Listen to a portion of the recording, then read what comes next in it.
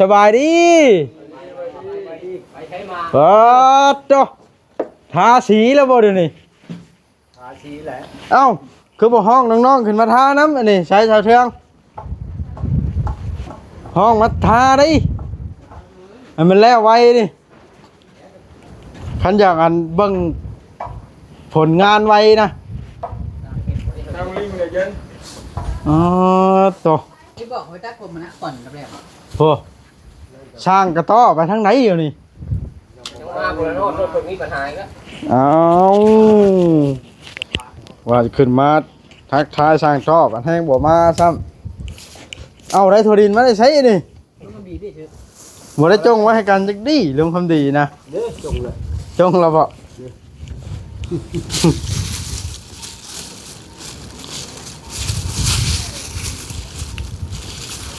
น้ำท่วมแท้ไปบ่ได้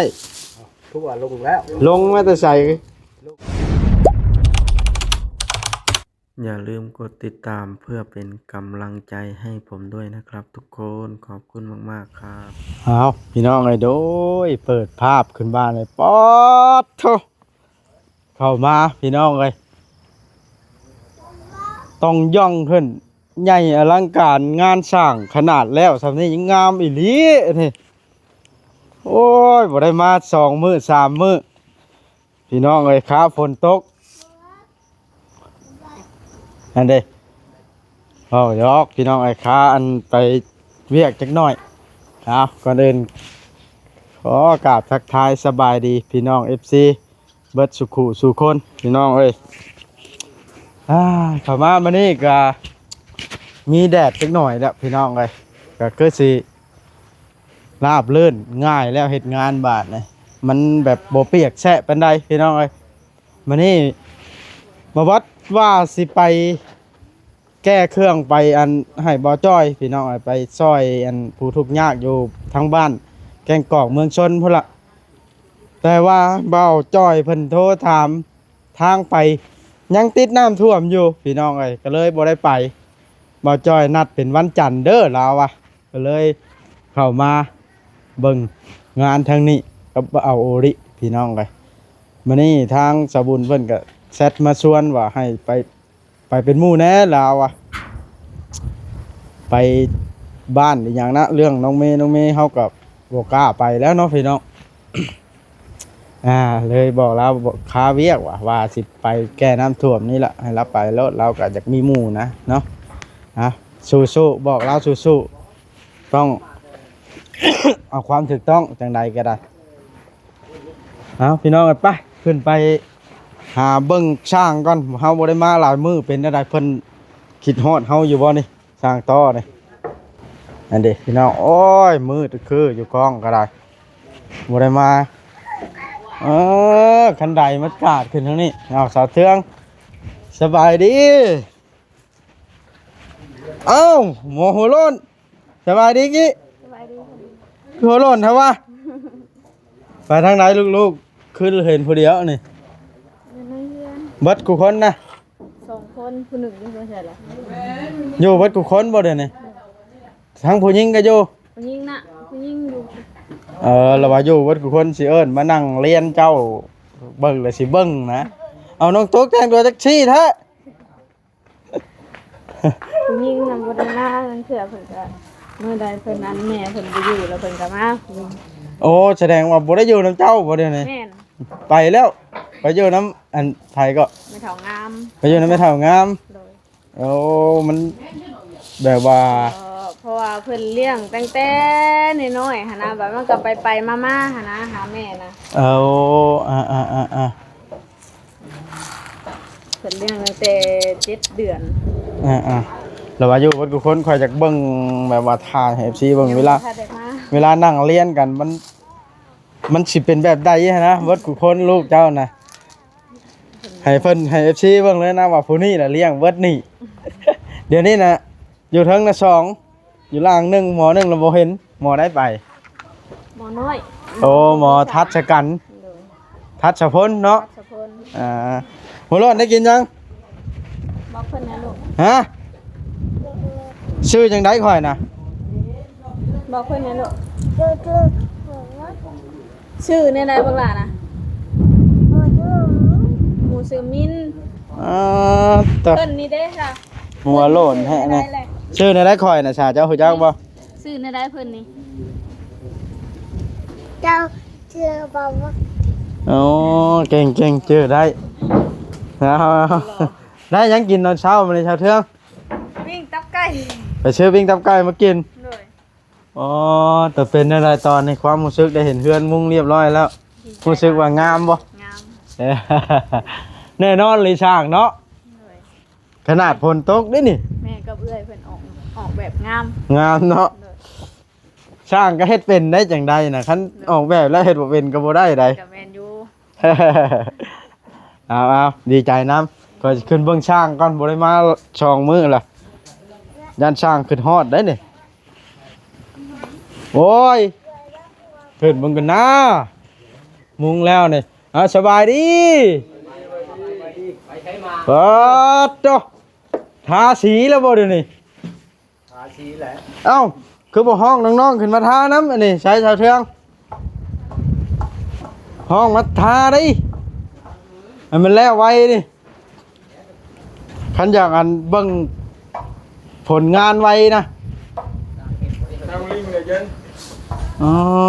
ตัว ที่บอกว่าตัดผมมันนะก่อนแรก โอ้ช่างกระต้อไปทางไหนอยู่นี่ ยังมาคนละโนดรถคนนี้ปัญหาแล้ว เอาว่าขึ้นมาทักทายช่างชอบอันแห้งบ่มาซ้ำเอาได้โทดินมาได้ใช้นี่ ๆมันก็มีที่ชื่อ บ่ได้จงไว้ให้กันจักดีเรื่องความดีนะ เด้อจงเลย จงเราบ่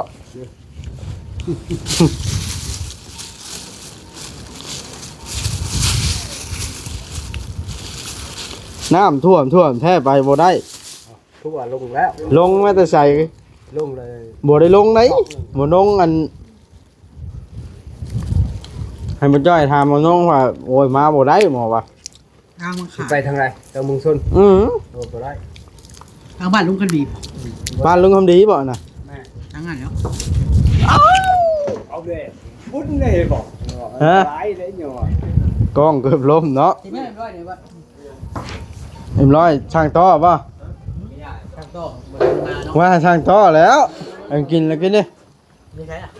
หาลุงตางถามว่าเบาดิเป็นหนี้เหรอวะไอ้เงี้ยเลยเอาตื่มเลยก็เลยเอาเนาะ แข่งกัน ลุงทำดีก็เลยเอาเนาะ เดี๋ยวเอาเพิ่มแล้ว เอาเพิ่มแล้วเขาบอกเป็นแล้วบ่เอา ให้มันชื่อหมอกโลกห้องนี้เนาะมากินข้าว คุณเบื่อ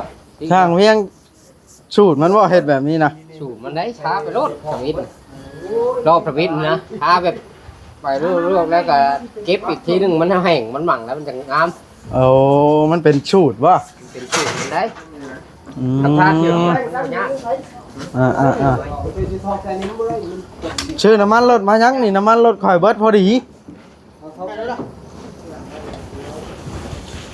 มันกี่โพสอะไรกันมันกี่หอมแล้ว เอาไปใช้รถบ่ ใช่สีขาวกันได้มันออกกันนะสีขาวนะสีขาวเวียดเนี่ย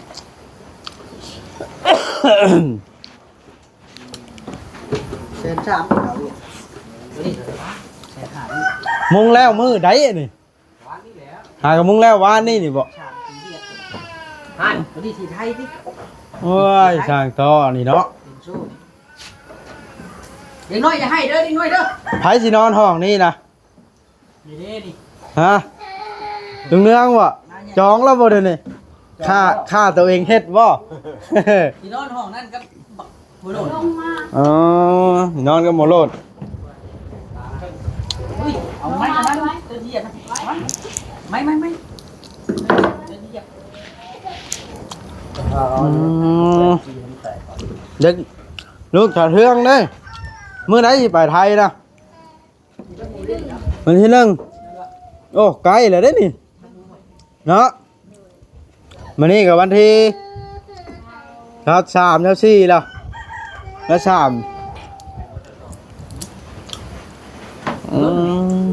วงกบใหญ่เด้ทาบ่ลุงทาคือกันโอ้ยห้อง ห้องลูกชาวเทืองนะขึ้นมาท่าซอยหรือยันเขาท่าบ่เป็นบ่ยันท่าบ่เป็นบ่ลิง มันช่างเขาบอกว่ามันไม่ได้เฮ็ดได้บอกว่าเนาะ ผ่าจังบ่มาบ่จังว่าบ่ทำนี้นะเฮ็ด มามื้อนี้แล้ว แล้วจะทาสีแล้ว โอ้ยช่างจ้อเลยมาสวายอีหลีนี่ จะหน่อยข้างทา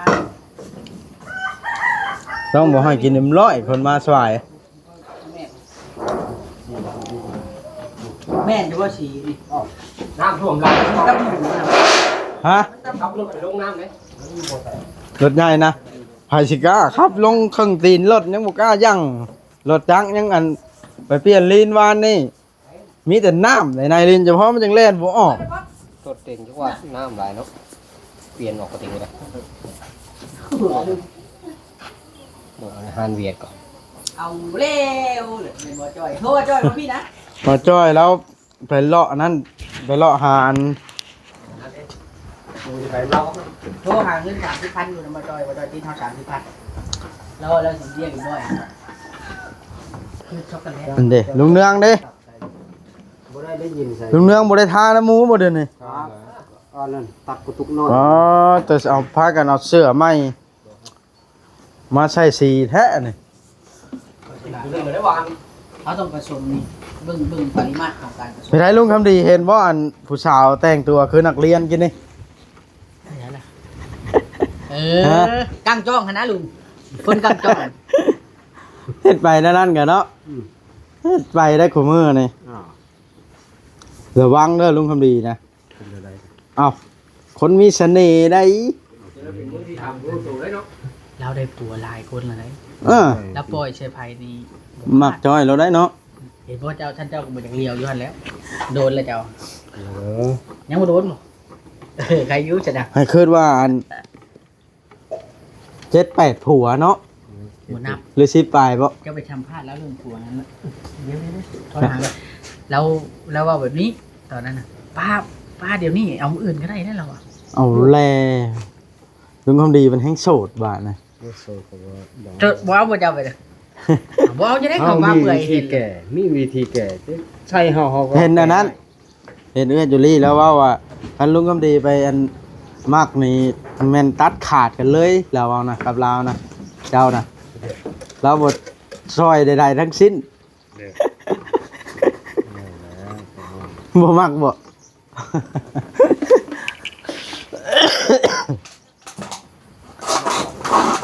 อ้าวหนุ่มลิงมาแล้วสบายดีหนุ่มลิง ให้ลุงนิมรู้ไปหา เตรียมไปไทยป่ะฮะมือได้สิตัดผมนะหรือยาแล้วเออเดี๋ยวใจเย็นๆเนาะใจเย็นๆก่อนเห็นว่าก็ได้ 550 บาท400,000 มันก็เป็นตะมูเลย บ่ได้ชวนกันบ่มาน่ะลุง โอ้ยเป็นยุรักเพื่อนต่อกันที่ผู้ยังกินเขา ปุดออกมาแล้วแม่นบ่ได้บอกเขาช่างต่อของเรานี่เนาะ เห็นกันแล้วขึ้นมาแต่ มาทางเดียวกันเมื่อทางเดียวกันก็ขี่รถคันเดียวกันแล้วมันจึงประหยัดน้ำมัน อันนี้ขี่ไปขี่มัน ลุงก็บอกพ่อเจ้าหน่อยจะพาสีก่อนนะ มันยังเลยนี่ยังปรุงชีไปแล้วมันจะออกมันก็ติดอันนี้ร้อยเถิดตัดกับตุ้งนะตุ้งอยู่ล่างลำไหล อันนี้น่ะสีตับหมู ฮัลโหล สีท้าหยังสีตับหมูนะ เสาซิมดาเสานี่ตกตัว เส้นกับท้าบ่เด้อนี่ แล้วต้องลงแล้วมันนั่นได้เจ้าหิว บ่ทาเส้นแนวใดคือว่าเฮ็ดผ้าอ้อมไว้แล้ว ความตาต้องพาบ่มันเหลียว ว่านี่ชาวเวียงขวัญ ตัวไรล่ะผ้าบ่อ้อม ความเล่นมันเป็นอันบางๆเลยจะก็บ่ว่าเบา อ๋อเดี๋ยวลุงว่าเขาใส่น้ำมันอยู่ทำไม บ่แล้วมันใส่แล้วเนาะลุง ๆว่าได้เขาใช้ตื่มอีก ก็ใส่แล้ว บ่เพ เห็น ราะ บ่ ว่าสีนี่ท่าใหม่นี่มันทาง่าย เอา ทาเส้นเสร็จนี่บ่ปกติน้ำมันน่ะมันต้องใช้เครื่องนึงนี่บ่มันนี่เฮ้ย บ่นุ่มลิงเลือกห้องแล้วว่านี่สินอนห้องไหนนี่ ยังบ่ฮู้เลย ไปผมบอกเจ้า อ่า เดี๋ยว ลุงเนืองเราจองก่อนล่ะ นอนกับหมูหัวโลดน้อย คือช็อกโกแลตว่ะโอนติ่ง แนวมันแล้ว โทรหาช่างต่อหรือเปล่าดิ โอ้ละได้เมื่อยแล้วมันหมดติดอยู่นี่นะ แสดงว่าเรา น้ำร้านเรานะมา ฮะ เดี๋ยวมา เอาครึ่งอันนี้ให้นากิมันล้มได้นี่ล้มพัดนี่สิกินทั่วดินนี่เนาะลุง เอาอิ่มน้อยมันใครกินคนละครึ่งไงวัดจะไปจงไว้ มันยาเย็นแล้วช่างโต้เลยลุยแล้วช่างโต้มันนี่ไม่ต้องกินคนมาสวย 65 เนาะลุงกินผู้เดียวพวกกินนี่ กินผู้เดียวแล้วกระเป๋า เจ้าบ่ปันไฟครั้งแรกเดี๋ยวนี้ลุงยังไง เก้านี่ยันเดี๋ยวเราเนี่ย มา เดี๋ยวนี้แหละเรื่องนะไปยันเลยแต่เก้ากินด้วยกินบ่ได้แล้วเรา ได้เรื่องบ่ก่อยยีท่าอย่างเดียวกันไม่ได้ท่าช่วยนะบ่ทันเวียกคันท่าบ่แล้วล่ะเพิ่นบ่ซื้อผ้าให้เจ้าเข้า เอาวิเลยซื้อว่า เอ้าท่าแล้วก่อนแล้วมันติดผ้าเนาะ หมอแว่นหมอหยังเพิ่นมาทาบ่ได้ซั่นน่ะ บ่แม่นท่า อ้าว มันก็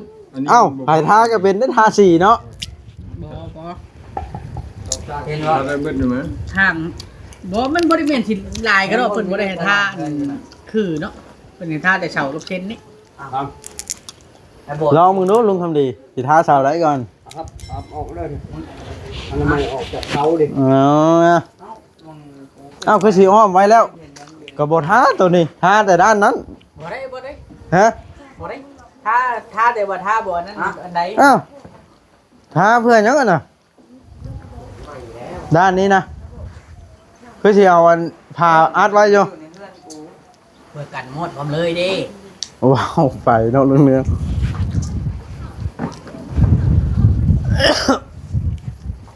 นั่นเลย ดับหมูอยู่บ่ลุง นั่นแหละ ดับอยู่บ่หมูน่ะ ตับหมูแล้วนี่ตับมันแห้งพี่น้อง แม่นบ่ลง ประชุมเพื่อจะเต็มถังแล้วก็เดี๋ยวนี้เนี่ยประชุมเต็มถังแล้วเต็มแน่นอนแล้ว 550 บาทเพิ่นบาทเดียวขวัญเบิ่งรถ หายเศษความอะนะ ลุงกำดิ มาว่าดอกเห็นผู้สาวแต่งตัวนักเรียนชื่อก็ได้ เนาะถังเที่ยงแล้วเนาะรถเขาเต็มเลยวันนี้ปันปีใหม่เลย เห็นหยังอันน่ะถึกรถ สีแหละ เอาแล้วหน้ารถคอยจนบ่กล้าเข้ากันล่างยันสีเจ้ารถสึก โมเบียงให้ฟ้าอยู่ไว้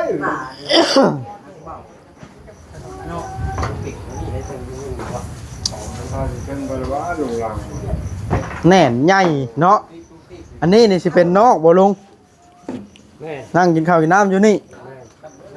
อ๋อ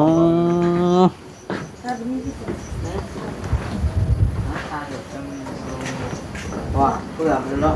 รถมันใหญ่ตัวปีอะไรอยู่แบบนี้ ต้องมาจ่อยเด้ มาจ้อยชาแนลผัดข้าวเวียก เบิ่งสิว่าแล้วเด้ โทรหามาจ้อยเนี่ย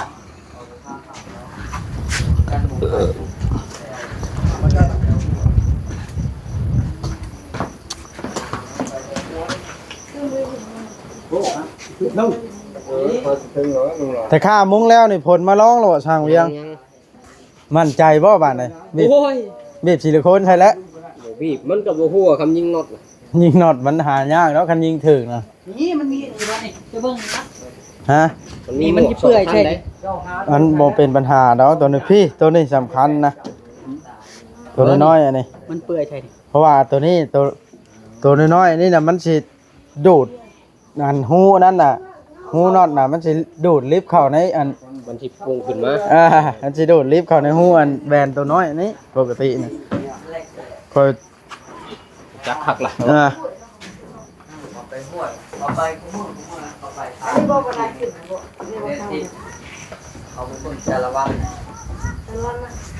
เขาจักท่านเลยสารวัตรนะพี่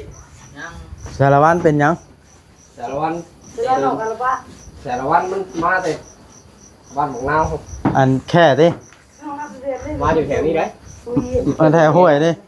เอาแล้วระวังนะไปเก็บจิรอของเรานี่เนาะกินได้ ไปหาทำไมแล้วว่างอยู่นี่ บ่หน่อไม้ยังว่าบ่ได้ลงน้ำไปเก็บจิรอนี่แล้วคนเลี้ยงแค่นี่ยังบ่เงิดสำคนเลี้ยงงู เนาะลุง แม่น ยังมันยังมีพามขังไว้ หมองูนี่นะบ่จ้อยโทรมาเราโทรมาถามได้นี่ เบิ่งวางก่อนให้พี่โทษ โอเคโอเค วางการแล้วดูใช้เดี๋ยวนี้นะ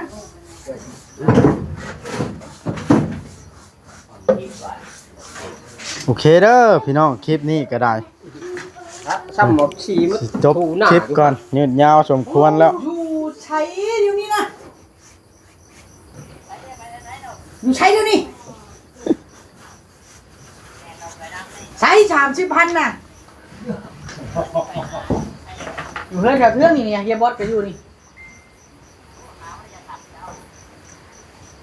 พอใช้เดี๋ยวนี้ รับเงินไหนคอยถ่ายคลิปอยู่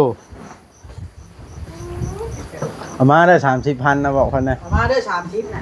30ได้ผู้เดียวหนึงก็10,000เนาะบ่จ้อย 10,000เป็นยังหมูเนื้อหรอกฮะรถใหญ่บ่จะขี่รถใหญ่ใช่บ่